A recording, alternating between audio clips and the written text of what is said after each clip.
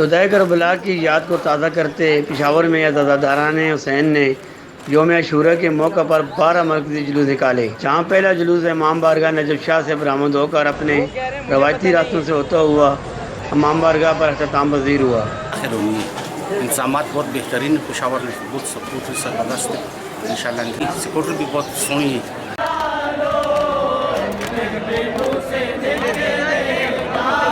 شہر میں آخری مرکزی جلوس امام بارگاہ حیدر شاہ سے نکالا گیا۔